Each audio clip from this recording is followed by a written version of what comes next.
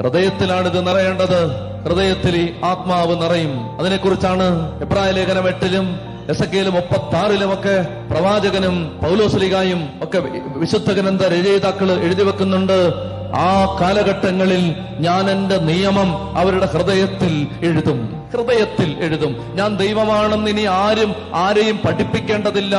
അവർ എന്റെ ജനവും ഞാൻ അവരുടെ ദൈവവുമായിരിക്കും. ഈ ചങ്കിനകത്ത് ചിലത് എഴുതപ്പെടും. ദൈവത്തെ വിളിക്കണം, ആരും പറയേണ്ടതില്ല. പ്രാർത്ഥിക്കണം, ആരും പറയേണ്ടതില്ല. ബൈബിള് വായിക്കണം, ആരും പറയേണ്ടതില്ല. പള്ളിയിൽ പോകണം, ആരും പറയേണ്ടതില്ല. കൊന്ത ചൊല്ലണം, ആരും നിർബന്ധിക്കേണ്ടതില്ല. കൂട്ടായ്മയിലായിരിക്കണം, ആരും നിർബന്ധിക്കേണ്ടതില്ല. അകത്ത് നിന്ന് വിടാതെ പിന്തുടരുന്ന ഒരാത്മാവിന്റെ തള്ളല് അകത്ത് നിന്ന് ഇങ്ങനെ തള്ളിക്കൊണ്ടിരിക്കും. പള്ളി പോടാ, കൊന്ത ചൊല്ലടാ, ബൈബിൾ വായിക്കടാ, കൂട്ടായ്മ പോടാ, അഭിഷേകം സ്വീകരിക്കടാ. ഇത് വെളിയിൽ നിന്നുള്ള ബാഹ്യമായ തള്ളലല്ല, അകത്തു നിന്നാണ് ഇത് വരാൻ പോകുന്നത്.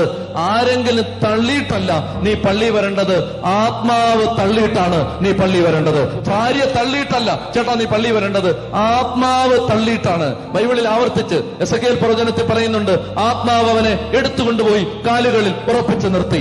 ഇതാണ് സംഭവിക്കേണ്ടത്.